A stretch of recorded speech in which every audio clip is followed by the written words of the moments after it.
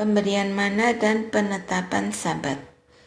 Setelah berangkat dari Elim, segenap umat Israel tiba di padang gurun Sin yang terletak di antara Elim dan Gunung Sinai pada tanggal 15 bulan kedua sejak mereka keluar dari tanah Mesir. Di padang gurun itu, segenap umat Israel bersungut-sungut kepada Musa dan Harun dan berkata kepada mereka, lebih baik kami mati saja di tanah Mesir oleh tangan Tuhan.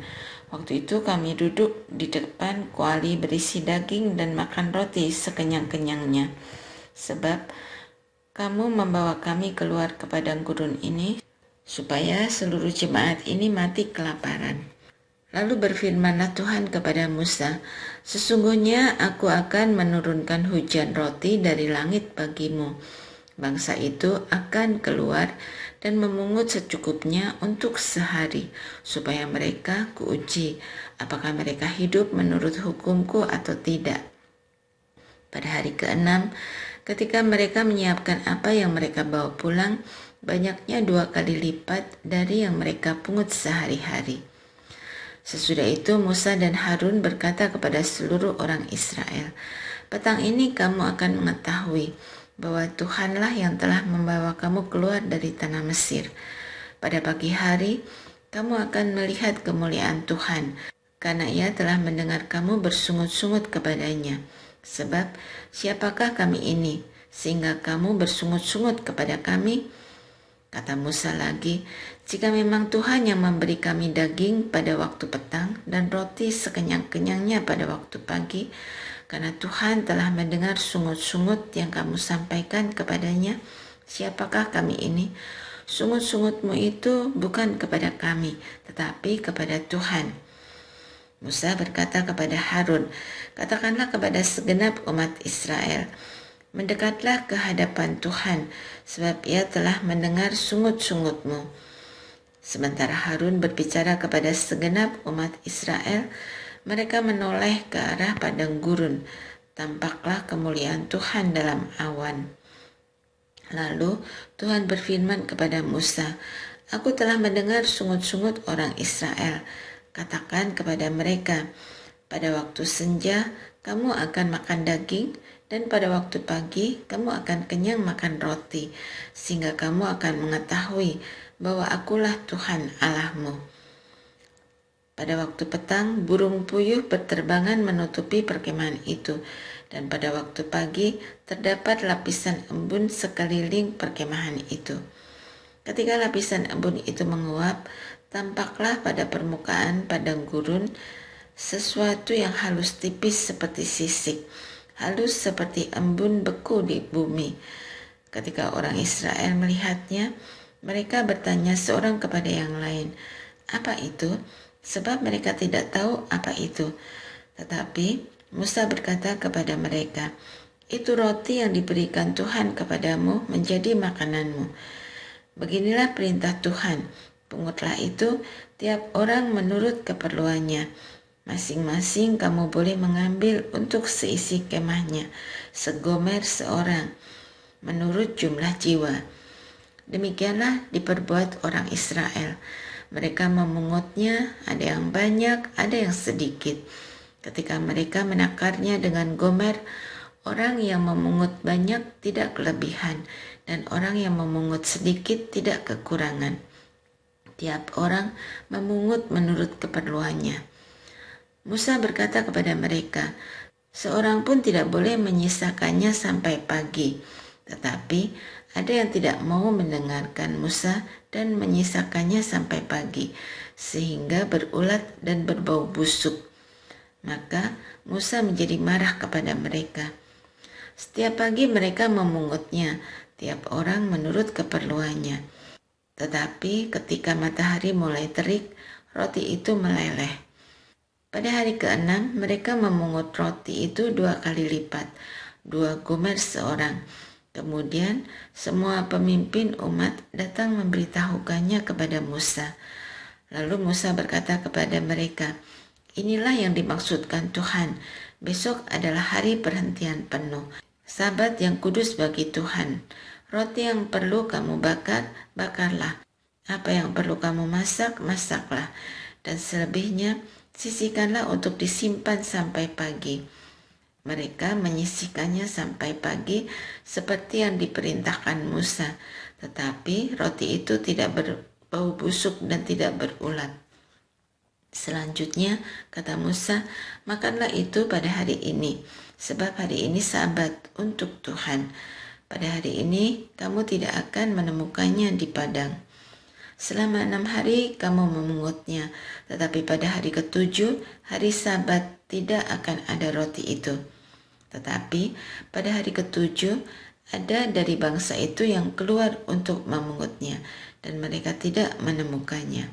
Sebab itu, Tuhan berfirman kepada Musa, berapa lama lagi kamu menolak untuk mengikuti segala perintahku dan hukumku?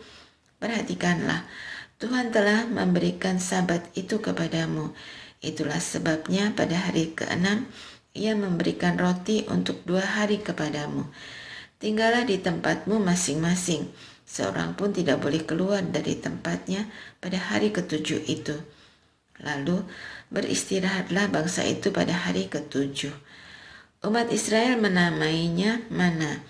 Warnanya putih seperti biji ketumbar dan rasanya seperti rasa kue madu.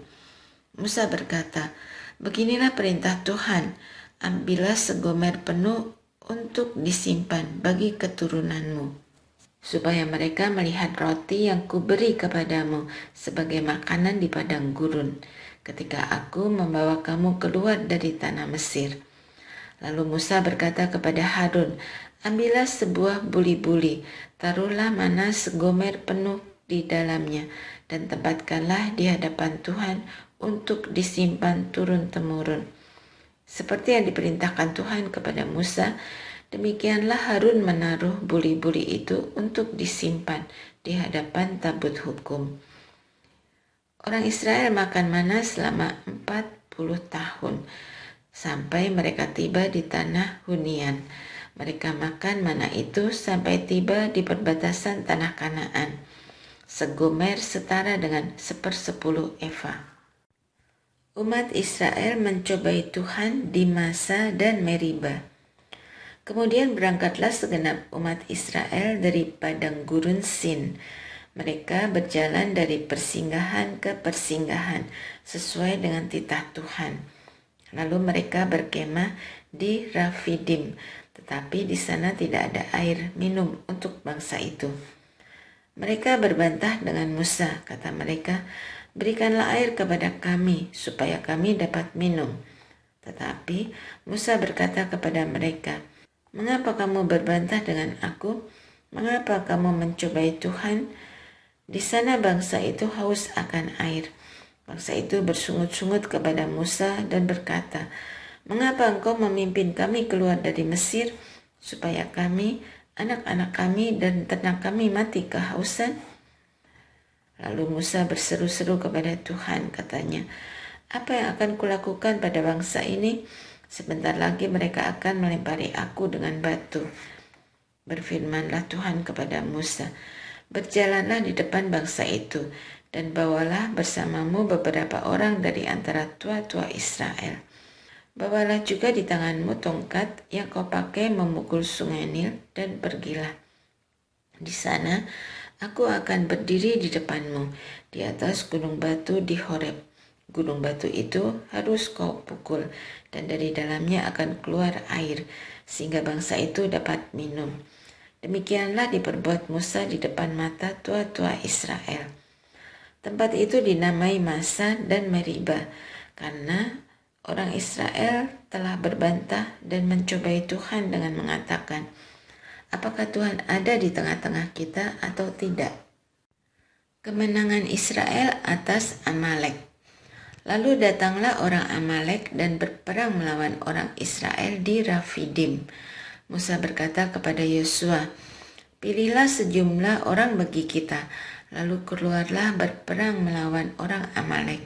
Besok aku akan berdiri di puncak bukit dengan tongkat Allah di tanganku.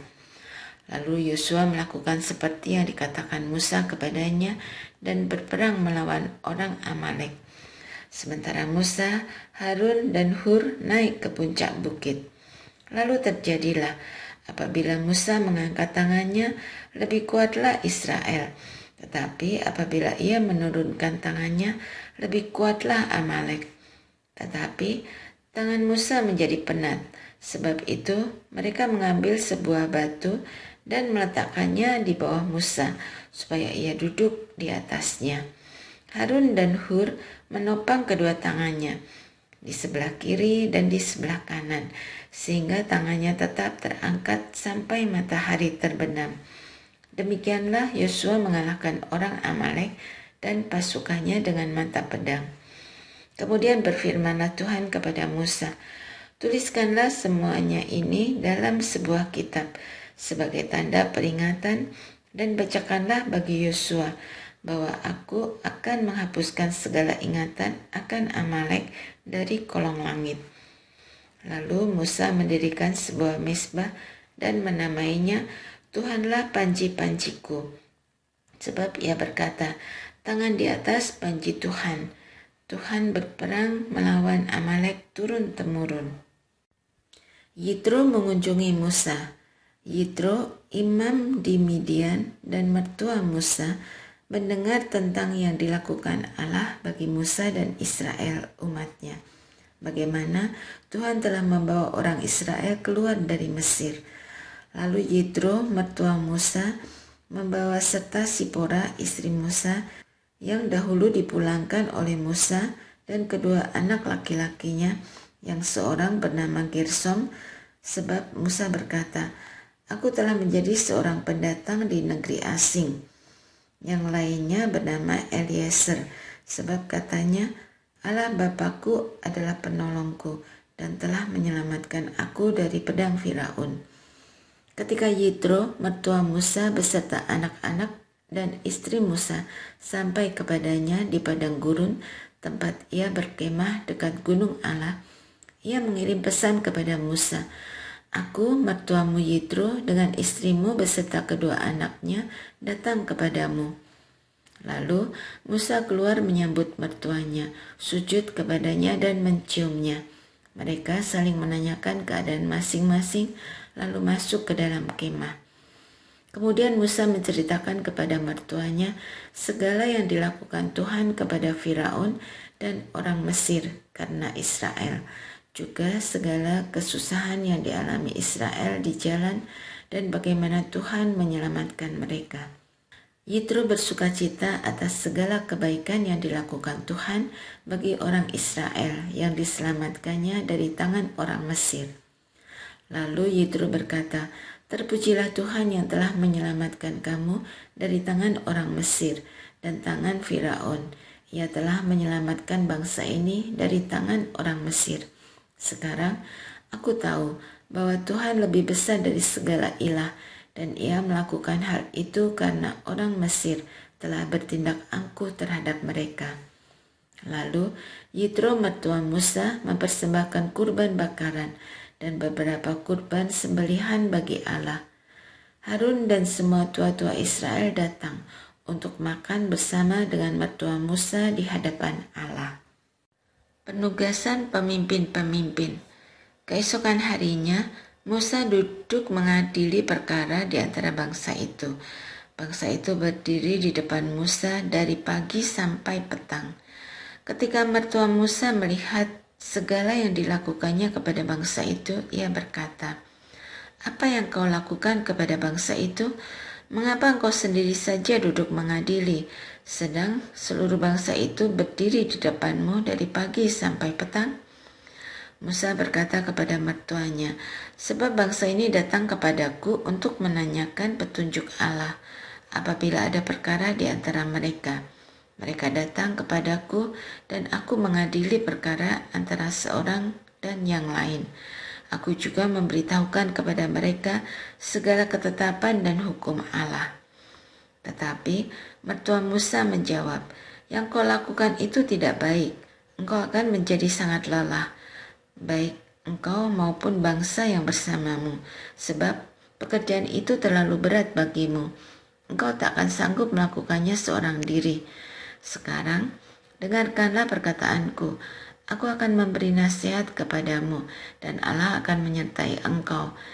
Jadilah perantara bagi bangsa itu di hadapan Allah, dan bawalah segala perkara mereka kepada Allah. Haruslah engkau mengajarkan kepada mereka segala ketetapan dan hukum, serta memberitahukan kepada mereka jalan yang harus dijalani dan pekerjaan yang harus dilakukan. Namun, dari seluruh bangsa ini harus juga kau cari orang yang terampil dan takut akan Allah, orang yang terpercaya dan yang benci kepada suap.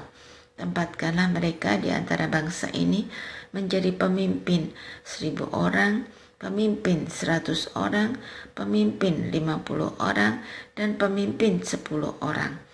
Mereka harus siap mengadili perkara di antara bangsa ini setiap saat.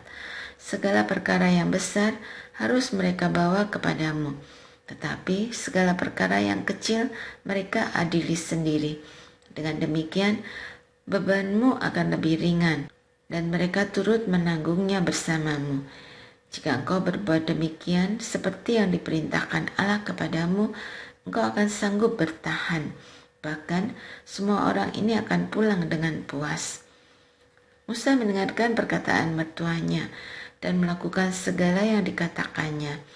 Dari seluruh orang Israel, Musa memilih orang-orang yang terampil dan mengangkat mereka menjadi kepala atas bangsa itu, menjadi pemimpin 1.000 orang, pemimpin 100 orang, pemimpin 50 orang, dan pemimpin 10 orang. Setiap saat mereka mengadili perkara di antara bangsa itu. Perkara-perkara yang sukar mereka bawa kepada Musa, tetapi perkara-perkara yang kecil mereka adili sendiri.